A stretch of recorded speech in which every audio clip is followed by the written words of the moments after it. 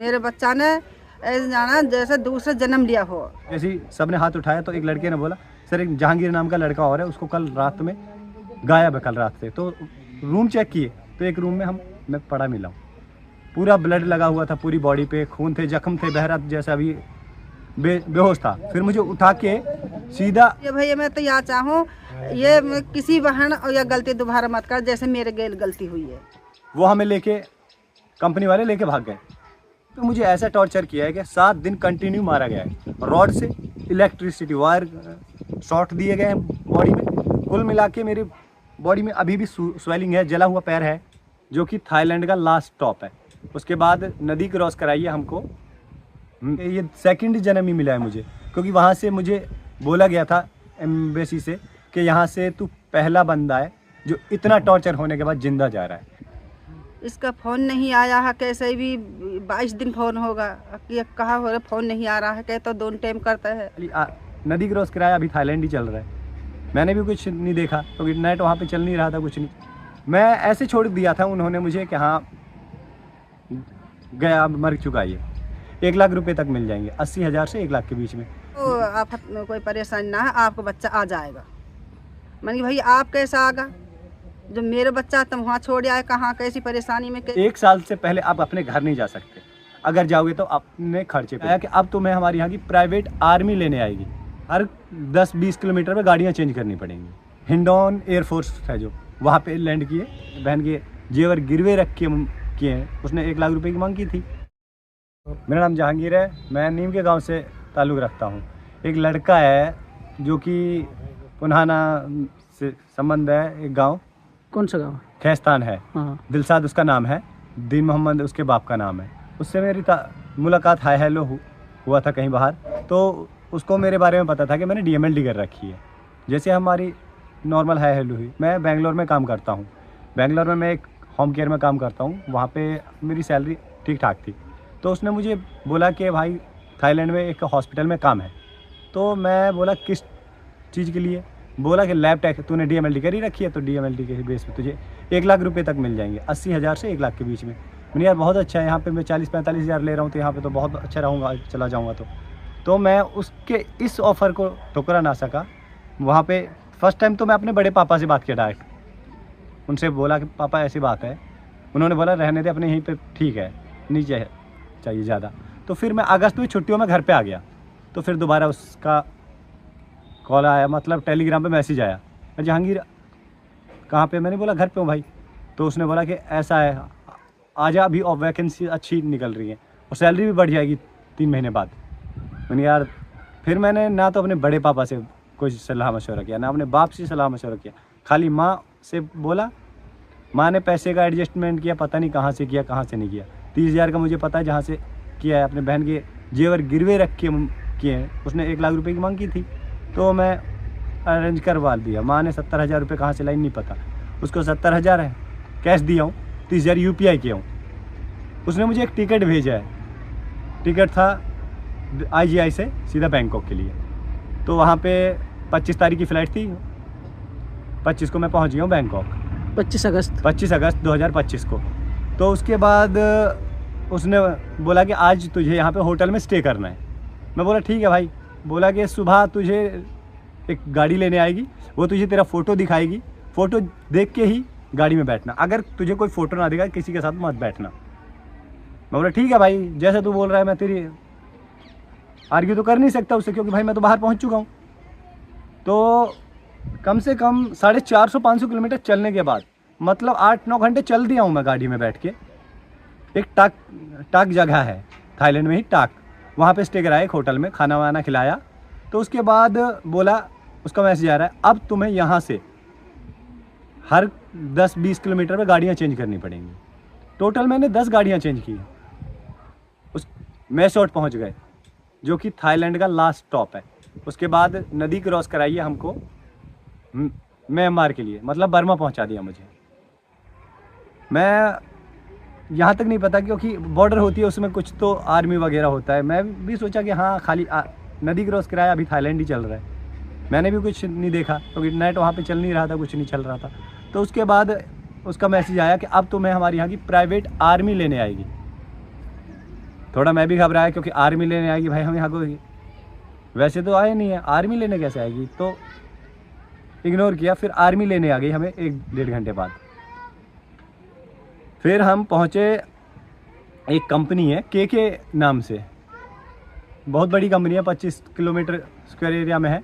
तो वहाँ पे इंटरव्यू के लिए बोला गया कि इंटरव्यू लेने आएगा तो उसे इंटरव्यू दे देना। सुबह 10:30 या 35 मिनट में एंट्री किया था गेट पे, 4:30 बजे तक, शाम तक कोई भी नहीं आया, ना उसका मैसेज आ रहा है ना कुछ आ रहा है। बस एक मैसेज करने के बाद कुछ नहीं, वहाँ पे भूखे प्यासे बैठे हैं। फिर एक चाइनीज़ आया, उसका नाम था होंग ताई, मतलब चाइनीज़ नेम है, होंग ताई। तो उसने मेरा इंटरव्यू लिया, tell me about yourself, मैं उसको अपने बारे में बता दिया। तो उसके बाद बोल रहा है कि अब तुम्हारा मेडिकल होगा। मैं ठीक है जी मेडिकल होगा। जब उसने बोला मेडिकल होगा, मैंने कि हो सकता है हॉस्पिटल ही है यार, जो मेडिकल का बोल रहे हैं, तो क्योंकि आउट ऑफ कंट्री जा रहे हो तो विदाउट मेडिकल तो कोई भी आपको नौकरी नहीं देगा। तो मेरा मेडिकल हुआ। उसके बाद मुझे एक अपार्टमेंट है, पूरा बिल्डिंग बना रखी है, बिल्डिंग का नाम से था C5। वहाँ पे बोला कि आप यहाँ पे आप स्टे करो, आप चल के आए हो, बहुत थक गए हो, सो जाओ। ट्रांसलेटर था, वो चाइनीज़ था लेकिन वो इंग्लिश बोल रहा था। तो उसने बोल दिया, मैं वहाँ पे आराम से सो गया। बोला कि आपका एग्रीमेंट होगा रात में, क्योंकि नाइट में काम होता था वहाँ पे। 8:30-9 के बिटवीन वो आया मुझे लेने, बोला कि अब आपका एग्रीमेंट होगा। तो चलो, एग्रीमेंट पे लिखा था कि आपकी सैलरी है 30,000 थाई बाट, 12 से 16 घंटे आपका वर्किंग आवर्स है। 1 साल से पहले आप अपने घर नहीं जा सकते, अगर जाओगे तो अपने खर्चे पे जाओगे। मैंने यार ठीक है, 1 साल तो अगर घर से बाहर आए तो 1 साल तो रह लेंगे। मैं साइन कर दिया। उसमें काम का कोई जिक्र नहीं था कि आपको हॉस्पिटल करना है, स्कैमिंग करना है, कुछ भी नहीं था। फिर मुझे एक लैपटॉप कंप्यूटर दिया, 2 आईफोन दिए, 11 और 12। बोला कि चैट हिस्ट्रियाँ दे दी कुछ कि ऐसे ऐसे क्लाइंटों से बात करनी है। मैंने वो चैटें पढ़ी, उनमें और कुछ नहीं था, खाली इन्वेस्टमेंट का जिक्र था। जैसे इन्वेस्टमेंट पढ़ी, मैंने बोला मुझे घर जाना है भाई, मुझे नहीं करना, क्योंकि अगर मैं ये काम कर सकता था तो करना होता तो अपने घर पे कर लेता, क्योंकि हमारे वहाँ पे बहुत बड़ा हब है। मैंने नहीं करूँगा और मुझे हराम का कुछ चाहिए भी नहीं। तो उन्होंने बोला कि ठीक है, अपने एजेंट से बात करो। ऐसे 10-20 दिन निकल गए मेरे। उसके बाद मुझे टॉर्चर करना स्टार्ट कर दिया उन लोगों ने कि काम करना ही पड़ेगा, वरना $4800 दो, अपने घर जाओ। मैं किस चीज़ के दूँ? मेरे घर पे 10 रुपये नहीं है, मैं कैसे कैसे अपने पैसे जुटा के यहाँ पे आ जाऊँ? मैं कहाँ से पैसे ला के दूँगा आपको? तो उसके बाद मुझे बोला गया है कि आपके एजेंट को हमने $5000 दिए हैं, उनसे बोलो, वो आपको लेके जाएंगे यहाँ से। एजेंट का कोई कॉल नहीं है, कोई मैसेज नहीं है, क्योंकि उनसे बात ही नहीं हो रही है मेरी। मुझे ये भी नहीं पता कौन से पार्क में रह रहा है। वो था वहीं पे थाईलैंड में, बर्मा में, उसी के में। बट के इतना 25 किलोमीटर एरिया में कहाँ ढूंढेगा? तो उसके बाद 1 अक्टूबर में एक रेड पड़ी थी बर्मा आर्मी की, वो हमें लेके, कंपनी वाले लेके भाग गए। वो एक होंग टू पार्क है दूसरी जगह पे, मायावादी शहर में। तो वहाँ पे मुझे रखा गया, 15 दिन रहे थे वहाँ पे भी मैं काम नहीं किया। वहाँ पे मुझे ऐसा टॉर्चर किया है कि 7 दिन कंटिन्यू मारा गया है, रॉड से इलेक्ट्रिसिटी वायर शॉर्ट दिए गए हैं बॉडी में। कुल मिला के मेरी बॉडी में अभी भी स्वेलिंग है, जला हुआ पैर है, पूरे जख्म है।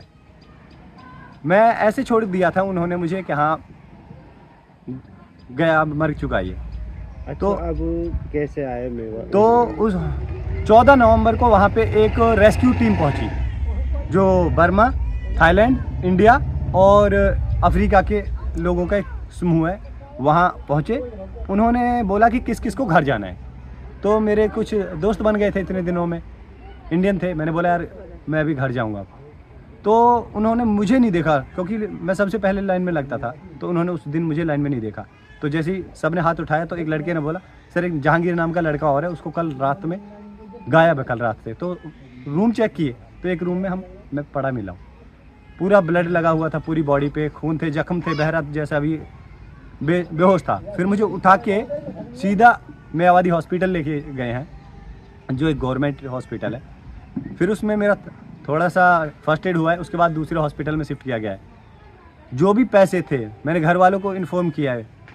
20-25 दिन तक मैं कोई इन्फॉर्मेशन नहीं दे पाया था, क्योंकि मेरा पासपोर्ट, मोबाइल फ़ोन, लगेज वगैरह सब कुछ उन्होंने ले लिया, कुछ नहीं छोड़ा मेरे पास। मैं घर पे कांटेक्ट किया एक लड़के से, चाइनीज़ से फ़ोन लेके कि पापा ऐसे मुझे पैसों की ज़रूरत है, मैं ऐसे ऐसे फंसा हुआ हूँ। तब मेरी इन्फॉर्मेशन इनके पास आई थी। कितना तारीख को? वो थी दिसंबर में आई थिंक। ये उसके कंफर्म बाद क्या हुआ था? उसके बाद हमें एक सुकोकू जगह है नाम का की, सुकोकू में रखा गया रेस्क्यू सेंटर में। वहाँ पे मैं 1.5 महीने रहा हूँ। उसके बाद हमें डेट कंफर्म मिले कि आपको 7 जनवरी को आपको घर भेज दिया जाएगा। एम्बेसी गई थी, हमें हमारे इमिग्रेशन वगैरह हुआ था।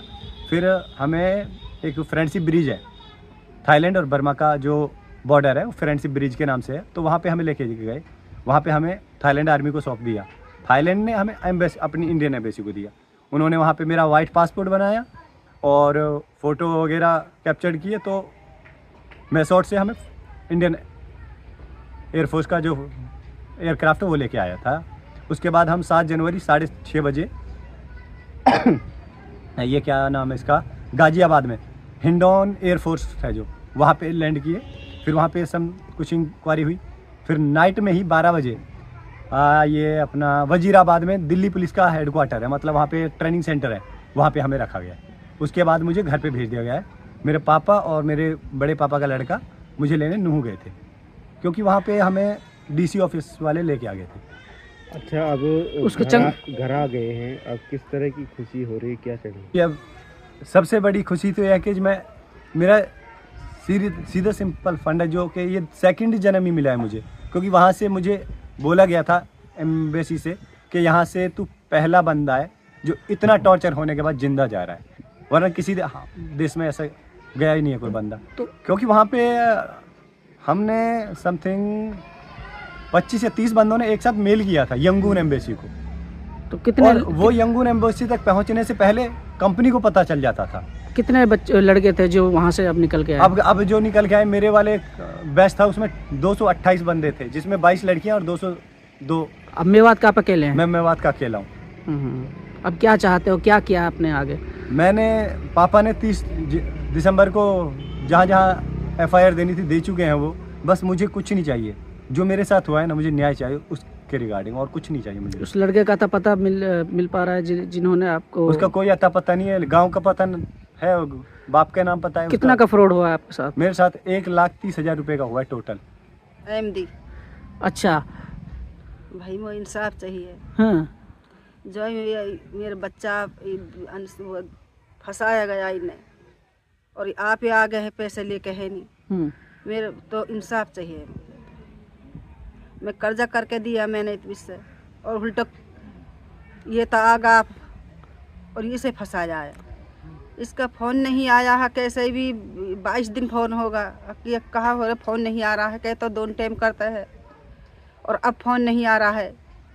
तो मैं इनके घर पे गई, उड़ाने वाला के पे, तो मैंने ये पता करी कि तो ये आप, मैं अभी बात कराऊंगा। तो ये मैं घर पे पहुंची इसके पे, तो इनकी अम्मी बोली एक दिल्ला तो आ चुका है, सुबह रात में आया है। तो दिल्ला कह रहा कि कोई दिक्कत ना, वहाँ तो आप कोई परेशानी ना है, आपका बच्चा आ जाएगा। मैंने भाई आप कैसे आगा, जो मेरे बच्चा तुम वहाँ छोड़ आए, कहाँ कैसी परेशानी में, कैसी वहाँ में नहीं बात ना हो पा रही है, तो मेरे बच्चा और किसे कहा जाने। आपने तो भेजा है, आप ही है बात करा सक, आपने बात करवाई वहाँ से, और ना अपन मेरे बच्चा छोड़ आए आप तो ना। हाँ, मैं तो यही, मेरे बच्चा कोई दिक्कत ही ना है, कहा दिक्कत जब बात ना हो पा रही है। अब और किसे जानू मैं, जैसे बात करूं ना, कोई जानू ना पिछाणू ना, के तो अपने बेटा है फोन के वाक है, उसने फ़ोन बिल्कुल बंद कर लिया अपना। लगातार हम 2 दिन तक गए वहाँ घर पे। तो अब क्या लगा जब आपका बेटा आया? तो कितनी खुशी हुई थी आपको? खुशी खूब हुई है भैया। मैं तो यह चाहूँ, ये किसी बहन और यह गलती दोबारा मत कर, जैसे मेरे गलती हुई है, और बहन ना करेगा। मेरे बच्चा ने ऐसे जाना जैसे दूसरा जन्म लिया हो, नया जन्म लिया हो।